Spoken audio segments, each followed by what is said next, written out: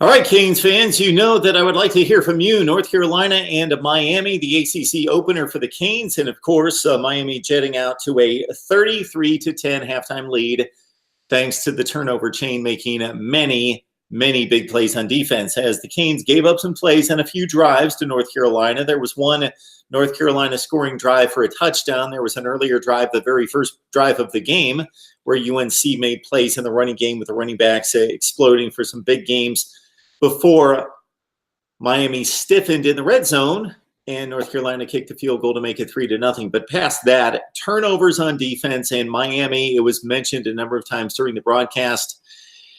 And then finally, after the big, what looked like it could be a pick six, but of course, it was taken on the left sideline that set up the field goal that Miami forced 10 negative plays out of the first 36 snaps for North Carolina, as Miami looks to start the ACC season as expected at 1-0. So more than anything else in this one, I can tell you what I think. Would love to hear from you. So you're catching Mark Rogers TV, the voice of college football, and you guys may be catching us for the first time. If you're stumbling across the internet, you're a Miami fan, North Carolina fan. Do we have some Heels fans out there? Does anyone from the Tar Heel Nation want to jump on the line and talk college football with us? Of course, we are the voice of college football. Please join us each and every day for our live streams and our videos as we talk college football and discuss and debate and analyze it like no one else. We've got a newsletter that you need to jump on, MarkRogersTV at Gmail. That's where you send your email for our newsletter. But let's get to the halftime analysis right here of North Carolina and Miami. And, of course, if you've got something to say, call 860-325-3687. That's 860-325-3687. Maybe we'll stay on past halftime if you guys have something to say, if you guys have questions and comments for me, because it doesn't look as though the second half is going to be too enthralling between Miami and North Carolina, as, again, this is the deal.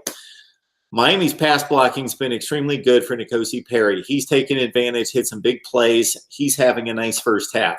Travis Homer got the running game started on one of the early drives of the game, the second drive, actually, with Miami running left. And then Travis Homer seeing that seam to the right and using his speed to outflank the North Carolina all by himself, outflanked the North Carolina secondary with that run all the way down to the 4-yard line. DJ Dallas on a play in which Miami's offensive line pretty much shoved the Heels back into the end zone, runs off left tackle, and they score to make it 7-3. And it's been this Miami defensive front seven that's been dominating up front, although they've given up some run plays. And Chaz Surratt in particular on the North Carolina scoring drive, he was most of the offense. He hit on a couple passes, but most notably near the end of the drive, an 11-yard run, a 17-yard run to move the ball downfield for the touchdown for North Carolina. So we've got 33-10 right now. Again, the number is 860-325-3687 for you guys to call and talk some college football. So, of course, the game on right now is Miami, North Carolina, with the Canes up 33-10, but we can talk college football across the board. Stanford, Notre Dame, Ohio State, Penn State are two of the highlighted games, of course, this weekend. In the live chat, we've got always have trouble and need the either the specs or the MacBook Air. Just it's about 12 years old. It's not doing its work here, allowing me to open up this live chat and see what you guys are talking about. All right, King Kane is talking about N'Kosi balling as expected. Yeah, he's looked good. He's looked in control of the offense, and he has played the part. The chain made the early appearance. It's made it 3 times. Shaq Quarterman coming off the defensive end spot.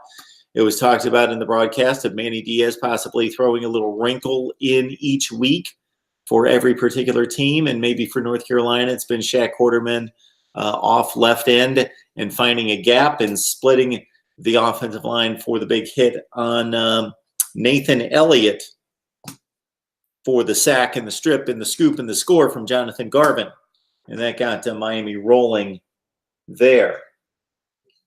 Defense playing lights out, yes, for the most part. Maybe we'll check out the stats here in just a second.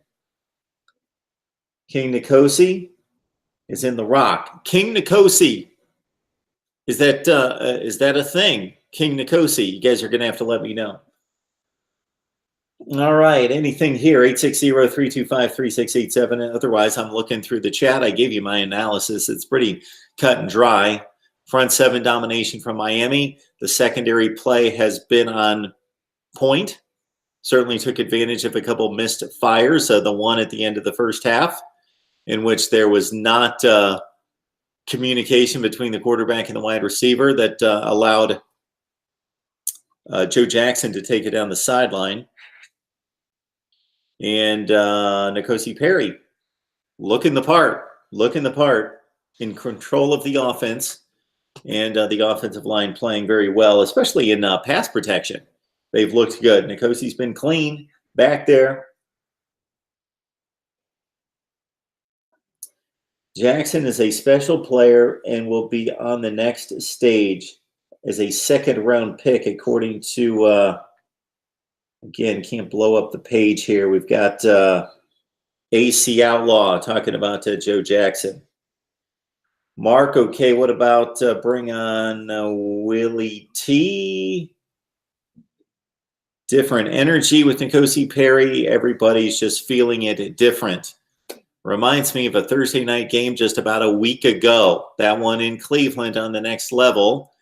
And Tyrod Taylor delivering adequate quarterback play typically, but not on that night against the Jets, down 14-0, and Baker Mayfield steps on the field.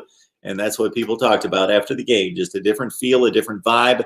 Cam Underwood, State of the U, joined us last week leading into this game. And he talked about the same thing. He talked about it just is a different feel of a Miami offense. The ball comes out of the hand nice and clean and just is effortless in its delivery to the wide receivers. The offense seems to have a spark. Now, they certainly wanted to move with pace coming out of the gate. So again, that's my take, and I think it's all pretty apparent. Would love to hear what you guys have to say. 860-325-3687. That's 860-325-3687. Here we've got a call. Questions, comments, all welcome to Mark Rogers TV, the voice of college football. Who's on the line? Hey, who do we have on the line? It's George in Oregon. George, you're ready to talk Miami, I'm sure. Just for a minute, maybe someone from Miami wants to call, but it's a good game. It's a good game if you like the Canes. Yeah, it's a good game. Well, I'm a Gator. I don't hate anybody. Why would you hate somebody for real? I don't want them to beat us. That's all. I don't care what they do the rest of the year. Well, we talk about this from time to time, you and I, George. We talk about the camaraderie of college football, and sure, in clean fun, some trash talking, and you really love your team, and you, let's say, quote in quotes, very specific quotes, hate the other team. That means you love to rib them, you love to see them lose, but when it all comes down to it, we're all people, and we're just rooting for guys running around a football field. When I tune into the Georgia football shows, those are so polite. Those people, I couldn't do it if I had to. They're all being kind and generous and stuff. They do say the word hate sometimes, but you can tell it's good-natured ribbing. Yeah. So I think we should take our cues from the players. We notice, what do? They're out there hitting each other like all get out, hitting the snot out of each other. But when the game's over, what are they doing? They're shaking hands, they're talking. You see groups of players standing there talking and having a good time. Right. So you can achieve both. Pretty good, man. I just think them, they're getting their mojo back a little bit. Starting to look like Miami. It's frustrating, man. I'd be scared if I'm a Miami fan after going 10-0 last year and then collapsing. But maybe Perry is the difference maker. Well, we'll get to that in about 6 or 7 weeks. But for right now, they are playing what was expected to be the worst team in the ACC to start the season. Now, North Carolina did beat Pitt last week, and they scored 38 points. So that was a breath of fresh air for their fans. But this is most likely the worst team in the division. So we need to understand that as well. I was going to about that. How bad are they? Okay. Well, still, it's a good practice game. Good tune-up. Well, if you believe in transitive property, George, North Carolina lost to East Carolina by 19 points. They lost by 22 points, 41-19. They lost to East Carolina, who's pretty awful. East Carolina lost to North Carolina A&T. My God. And that coach is getting like $1 million a year or more. Oh, a lot more than that. Yeah, and they went 3-9 last year. They went 1-7 in the ACC, and they're looking to pretty much ring up the same record this year. Well, can we have a moment of silence for North Carolina? My gosh. And they just got wiped out by a hurricane, poor people. Yeah, the poor people are waiting for basketball season. Yeah, okay, there you go. I'm paying honor and tribute with my baby blue, Carolina blue shirt on tonight. Nice. Well, it didn't work out. It didn't help. But I saw you for a minute. I clicked off when I called you. All right, and George.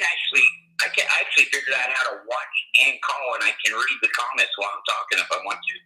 Yeah, you got to coordinate a lot there, just like I do here, because I'm holding the phone, and when we get a little bit more sophisticated, I won't need to. But for right now, I'm holding the phone. Therefore, I can't join into the chat and type and hold the phone at the same time. Right. And by the way, I clicked on Alonzo 1219's channel to say congratulations at halftime, and then said I got to go, But he had 150 people on the live stream and 0 likes. And I was hearing him tell the people, like, what the F, hit the like button. And I was the first person that liked it. I think it might be YouTube screwing around or something. It's impossible. You would think. No one will hit like.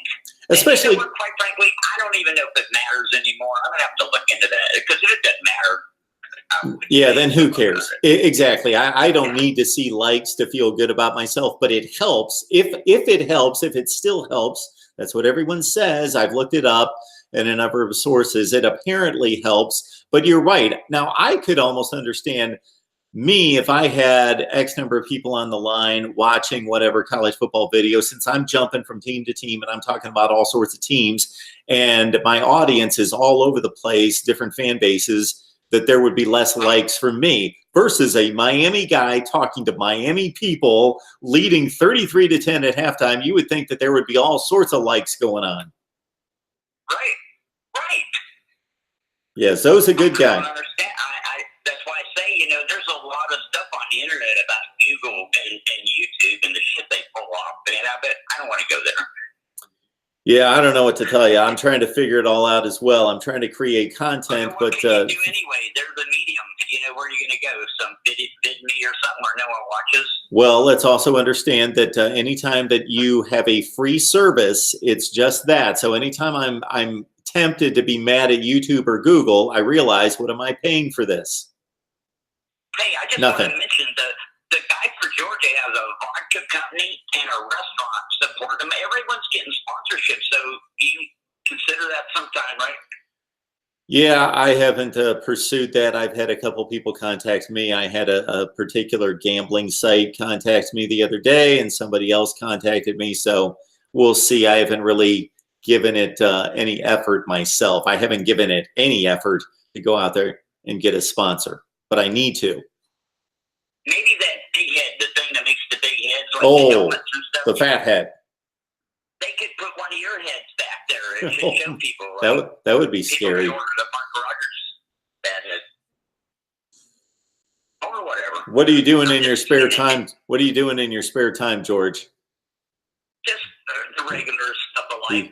I don't have to go to work every day, and I wonder, how do people do this? How do they do everything they have to do and go to work? It's just hard to comprehend. I'm waving at you right now, George. I am waving at you. I've done it all my life. I was a single parent for like 15 years, and I worked 2-3 jobs. I did it. I was hyper and happy. But now I look back, and I was like, how did I do that? That's impossible. Mark TR is taking up your cause, and he is asking for likes on the live chat. So we appreciate that. I mean, I wish everyone would just agree to hit like one time so we can see, is it actually going to tally, that many likes, or start, I don't know. So apparently the comments and the likes and the suggestions and the what am I looking for? The views get you into the suggested videos, and then obviously that drives more views and more subscribers and all of that. So we're going to try to figure this out. Dennis, we appreciate you hitting like. Dennis gives me a hard time because I'm a Browns fan, and but he still hits like for me, and he mentions it right here. Yeah. Hey, Dennis can hear me. Go Miami. Good job, Miami. Even though it's North Carolina.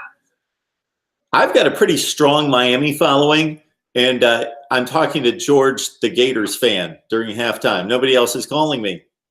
It only took me. I would hang up instantly if someone calls. I don't mind at all. But, absolutely, I know that. It only took me 60 seconds to analyze the first half, and then I was begging for Miami fans to jump on the line and call me. I only called because I saw you put your number up, and I thought if no one else is going to call, I'll call. But yeah, Miami. Oh, yeah.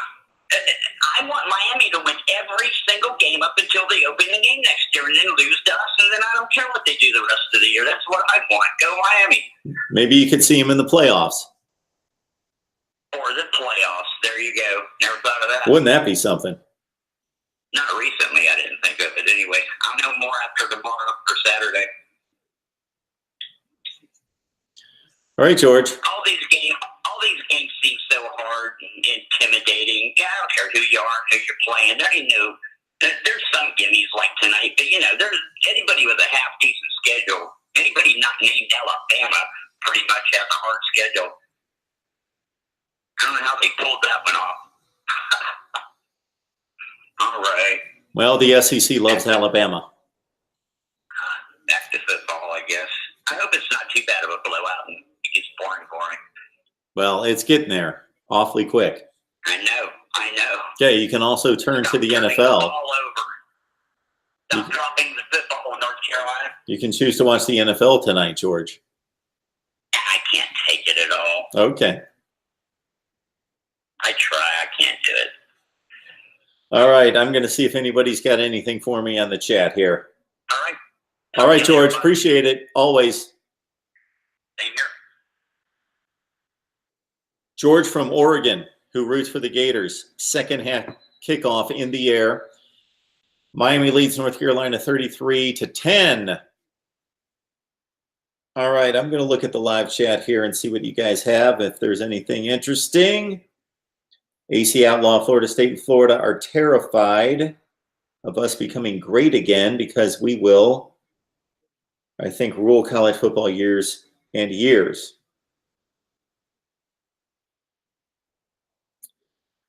Mark is asking about Kentucky. If he's asking me, what about Kentucky? They've got South Carolina this week. And what sets up really well for Kentucky has been what helped them last week is that they've got a number of key SEC home games.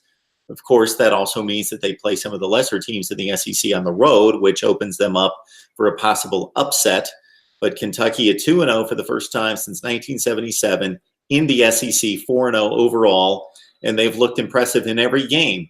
They've blown out the two teams that they were supposed to, and they have pulled off the upsets on the road against Florida, of course, by 11 points, and against Mississippi State this past week. So, Terry Wilson, the quarterback there at Kentucky, I'll be interested to see him play. I've really not locked into a Kentucky game to really see him play and what he has, but it's like old-style college football watching Kentucky play and just looking at the numbers because they only let him throw the ball about 12 or 15 times a game, and that's worked thus far. And even though teams know to load up the box and come after Benny Snell, he has had two outstanding games against what were supposed to be excellent defenses in Mississippi State with one of the top 5 defensive lines in the country with Sweat and Simmons and Green, and also against Florida in Gainesville. So the Kentucky story is one of the more intriguing ones in college football. If they were in another division other than the one in the SEC Eastern Division with Georgia, then it would be the more interesting story, as Miami almost came up with another pick, but it's a North Carolina completion down the left sideline as they try to get back in the ball game. If Kentucky was in the ACC Coastal Division, take out Kentucky from the SEC East right now, put them in the ACC Coastal with this number of teams, and I know Miami fans are going to argue with me that they would not be relevant, that they couldn't challenge Miami. I'm not saying that they would win the division, but it would be a whole lot more interesting with Kentucky in that division, or Kentucky in the Pac-12 South. And, of course, I'm speaking nonsense since nobody's calling. 860-325-3687. I'm going to stay on the line for another minute if nobody else calls, and we may rejoin you for postgame. At this rate, it's going to be postgame of the Rams-Vikings because it might as well be 55-17 at that point, and we pretty much ran through the Miami-North Carolina analysis. Although, of course, on Saturday, Ohio State-Penn State, much to talk about there. We had Steve Hellwagon from Bucknuts on before the Miami-North Carolina game to talk Ohio State and Penn State as the whiteout will be in full force. One of the great settings in college football awaiting the Buckeyes. Notre Dame and Stanford, many of you have noted this week and made the comment here on the channel that Notre Dame has a pretty clear path to the college football playoff if they get by the Cardinal this week in South Bend. Michigan seemed to be the one big hurdle. They got past that. And, of course, USC later in the season, and the Trojans not playing well right now.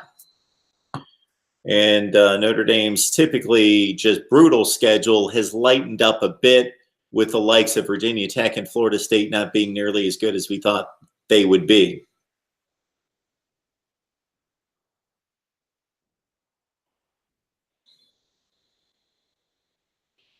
Mark TR, give Mark some likes. Yeah, give me some likes. If anybody knows that about YouTube, please send me your knowledge and information on YouTube, Google, online, search engines in particular, and how they work.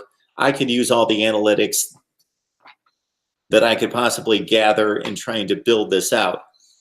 I have focused so much on the content and delivering college football content to you that I haven't really built this out, as George mentions, from the standpoint of actually getting sponsorships and sales. We haven't done that yet. Mark Rogers TV, the voice of college football. Who's on the line? Hey, Mark, 2KJ. 2KJ, who called for the first time just a few nights ago. That might have been last night, in fact. How you doing?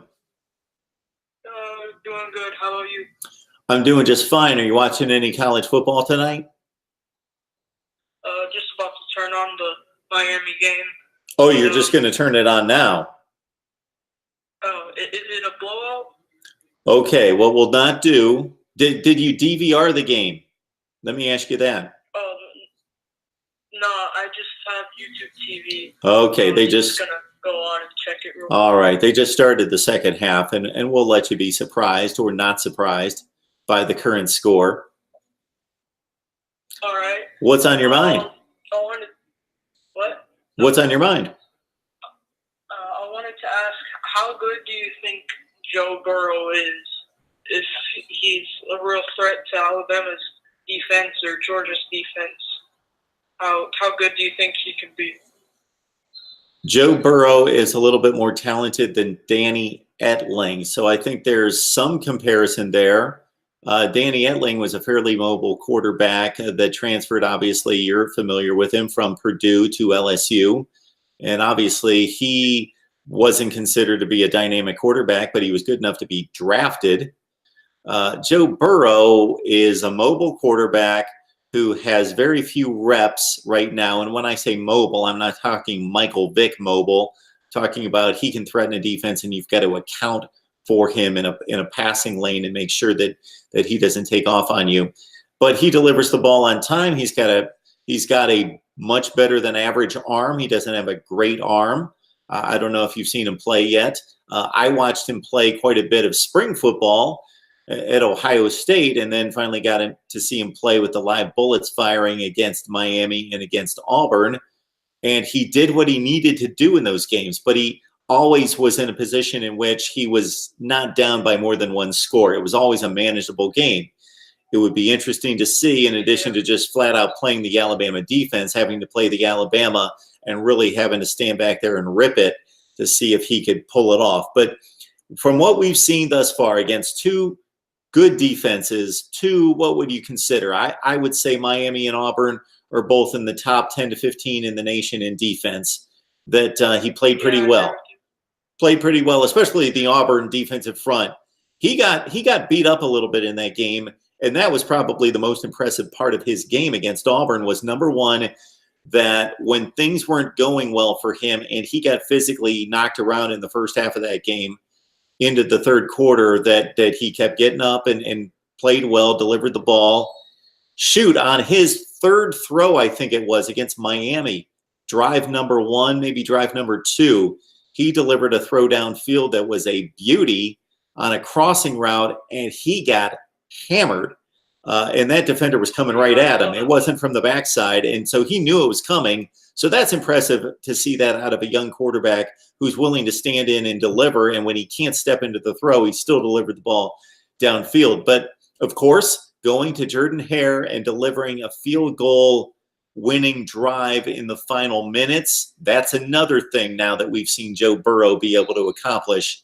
And so he's going to have another 4 or 5 games under his belt before he has to see Alabama, something like that, maybe more. And he's going to have to make those progressions and learn even more. Right now it's about consistency and efficiency. He's not completing passes, and I think there's more to it than missing his throws. He does throw the ball away more than most quarterbacks. And in the 2 games that I watched, he suffered like any other quarterback from a few drops. Yeah, 2 more questions. Sure. Sorry? Yeah, go right ahead. Oh, okay. 2 more questions. I know, how Kelly Bryant transferred, and he didn't practice with the team. Was it Tuesday? And then it was announced that he was transferring the next day. But obviously, I think Jalen Hurts is staying. But do you think there's any possibility of him redshirting? And then if Tua is good enough to go pro his junior year, and playing the year after that? Because I think that would be possible, wouldn't it, since he would have redshirted? So it's possible. It's possible in regards to the rules. I cannot see Alabama, aside from injury, going back to a Jalen Hurts style offense. You're a Bama fan, right? Yeah. You love the Tide. You watch all the games. I've only seen bits and pieces against Louisville, and I saw bits and pieces against Ole Miss. When you actually play a competitive game, then I will watch start to finish. But I saw about half the Texas A&M game. And my goodness, I stated this out of the gate in delivering my prediction video against Texas A&M. To watch the orchestration of that offense with Tua back there, being able to deliver the ball on time in tight windows when that's necessary. But again, to put the ball where it needs to be thrown, whether he's throwing it away from a defender or whether he's throwing it to the open field or throwing it in anticipation of a window opening, doing all the things that Jalen Hurts can't do, I can't imagine. And I know Nick Saban respects Jalen Hurts, and he has done everything possible to protect his reputation and protect his good name as a football player, not as a person, as a football player during this process. I can't imagine that he's going to try to that he would want to step back in offensive play calling to be limited by what Jalen Hurts is not able to deliver. So I think we've seen the last of Jalen Hurts regardless. There are other quarterbacks out there that will be recruited and signed by Alabama, and we got one in Mac Jones or in the third quarterback, who probably should be the backup quarterback. Mac Jones, yes. And that even if his little brother coming in as a freshman. Absolutely. So Jalen Hurts, I believe, has played his last snaps as an Alabama starting quarterback, unless again there's an injury. Yeah. And so one last question. You know how La Tech, lost to Old Dominion. That's one of the best upsets, by a team like Old Dominion ever. Yes. how does a team like Vautech bounce back after a loss like that? Well, it's up to the coaching staff. It's up to and when I say the coaching staff, I believe it starts with the head coach, of course. He sets the tone for the entire program. But hey, I work in a business where I talk to people on a regular basis in regards to their careers and their jobs and how they approach a job as a professional and do all those things. And there's just a slice of psychology there for me. Now, for a head football coach of a bunch of 18 to 22-year-olds, there's an enormous slice of psychology. So the better football coaches know how to deal with a locker room. And so the one thing that I don't think we give these kids enough credit for is they are pretty resilient. And so, yeah, that loss stung. It has to be embarrassing because they know that they're Virginia Tech and that they shouldn't lose to Old Dominion. These kids hit the field and they know the name and the brand on the other side of the field and what's supposed to happen. And that might be one of the reasons why they lost, is because they were supposed to just jog out there and win the game. But it stings, and then they have to hear it on social media, and they have to see all the highlight shows about how this is one of the biggest upsets in history and how embarrassing and how does this happen. And so, yeah, you in life, regardless of the adversity, can choose one of two directions. Do we go into a shell because of that? Do we shy away from the challenge of coming back, or do we take that on and move forward? They have their entire ACC season to play for. They've only played one game. They won it at Florida State. They have a lot to play for. So their head coach, Justin Fuente, has to be hammering that home to them that they have their entire season, regardless of that embarrassment. And I'm sure he's not calling it that, but they feel it and they know that as an embarrassment. But he's selling them on the ACC championship game. Just look around at the chaos in the Coastal Division. Miami doesn't look like they're invincible. Look at these other teams beating other teams. Everybody's beating everyone. We're 1-0 right now in the ACC. This is winnable. We can win the Coastal. Let's go out and do it. That's the sales pitch.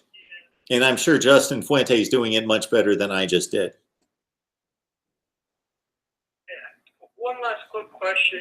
I'm a junior right now, and I've always wanted to do sports journalism or broadcasting. And what do you think the two majors or minors, I don't know exactly, in college, what are the best? Which one do you think is better? Sports broadcasting or sports journalism? I was a broadcast journalism major. That was a long, long time ago. What's great about today's world, 2KJ, is that it doesn't necessarily matter. Certainly, you want to make an informed decision on what your major is going to be. You want to choose something that's going to be what you're aspiring to be for all the obvious reasons. But don't feel as though you're going to put yourself in a bad position or start yourself down the wrong path if you choose slightly the wrong major. People are in the professional fields with all sorts of majors doing other things. It's all about experience and experience in doing different things and meeting different people. So what you want to do is meet as many people as possible, network with those people, build relationships with those people. People generally hire people they like and have worked with and experienced in the past. So you getting out there and meeting as many people as possible and gaining as much experience. And you want to be a good writer. Being a good writer is very important. Writing is something that I love to do, that I'm a decent writer. I would love to do more, and I don't do anything outside of work now in terms of writing, but I enjoy writing. So you want to be a sound writer, because then you can take that skill and you can take that anywhere. I hope that answered some of your question. Yeah. All right. Well, that's all for me. Thanks.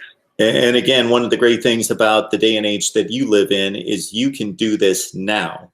You don't need approval from someone. You don't need to be hired by someone. I did. And I didn't get on the air until I was interning at an ABC station. And they saw enough out of me to put me on the air as a reporter. But you have the opportunity just to open up your laptop or throw open your phone, and you can do whatever you want. And you can be polished by the time you hit college. It's an amazing opportunity that, of course, I don't expect you to fully grasp because this is how you've grown up. But you have the opportunity to be a broadcaster right now. All right, sir? All right, well, yeah, doing well. All right, thanks for the call. Appreciate it. You too. Have a great night. You too.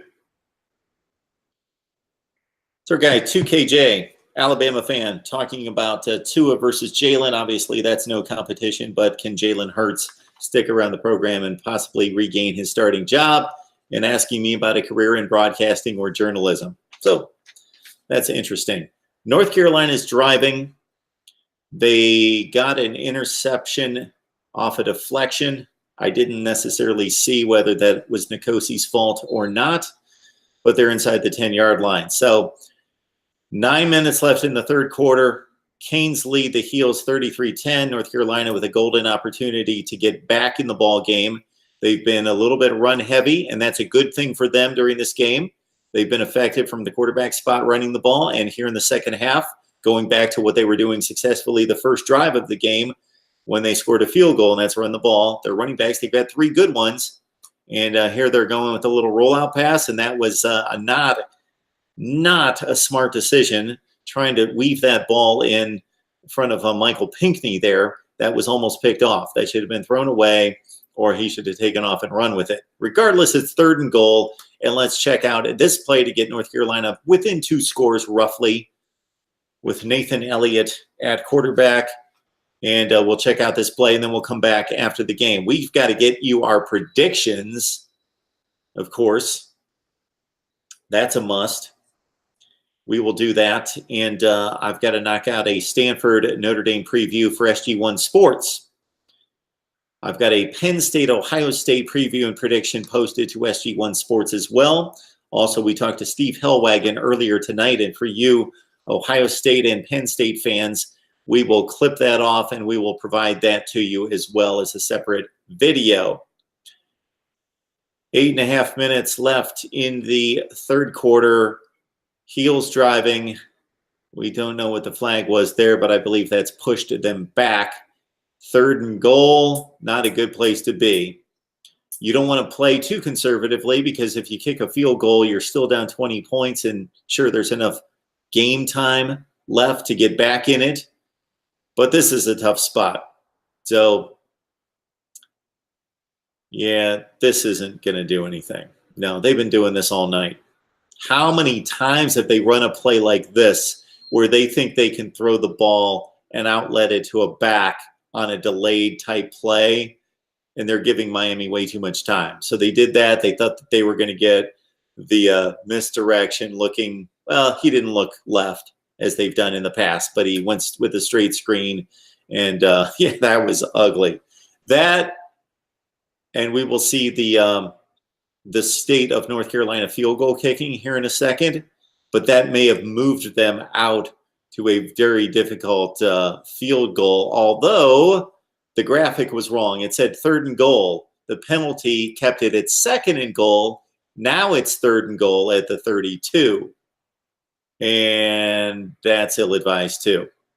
That's why I said you got to be careful throwing the ball downfield on a 3rd and long, 3rd and 32 basically.